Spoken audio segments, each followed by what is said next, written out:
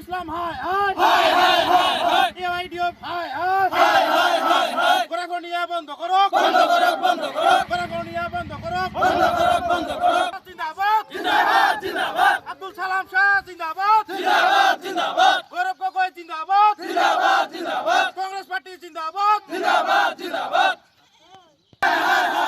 আমিনুল ইসলাম হায় হায় হায় হায় হায় হায় AIDF হায় হায় হায় হায় হায় আমিনুল ইসলাম হায় হায় হায় হায় আজি আমি বহুতবোৰ ৰাইজ ইয়াত একগোট হোৱাৰ কাৰণ হ'ল আমাক গৰাখহনীয়া ৰোধ কৰিব লাগে। আমি বহুত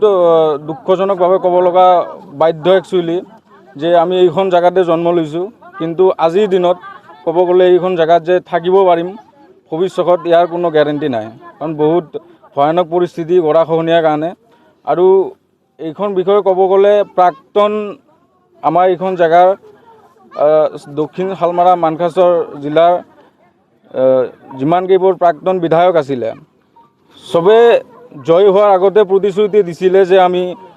জয়ী হোৱাৰ পাছত এইখন নদীৰ ব্ৰহ্মপুত্ৰ নদীৰ গৰাখহনীয়া ৰোধ কৰাৰ কাৰণে বহুতো ডাঙৰ ডাঙৰ প্ৰতিশ্ৰুতি দিছিলে, কিন্তু অৱশেষত দেখা গ'ল যে নদীৰ কাৰণে আচলতে কোনো নেতাই কোনো বিধায়কে কোনো প্ৰটেকশ্যন লোৱা দেখা পোৱা নাই আমি। আৰু আমি ৰাইজে ইয়াত একগোট হোৱাৰ মেইন উদ্দেশ্যটো হ'ল নট ফৰ চালাম শ্বাহ, যোনখন বিধায়কে আগন্তুক ইলেকশ্যনত আমাৰ এই নদী প্ৰটেকশ্যনক লৈ মাত মাতে, আমাক সেইজন এজন বিধায়ক লাগে। আৰু আমি আব্দুল চালাম শ্বাহক ছাপৰ্ট কৰাৰ কাৰণটো হ'ল সেইজন ব্যক্তিয়ে টিকিট পোৱাৰ আগতে এইখন নদীৰ গৰাখহনীয়াৰ বিষয়ে মাত মাতি থাকে, ন্যায় বিচাৰি থাকে,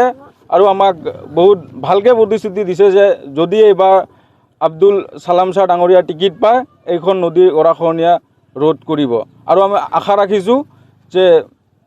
এইবাৰ কংগ্ৰেছৰ পৰা টিকিট আব্দুল চালাম শ্বাহক দিব লাগে।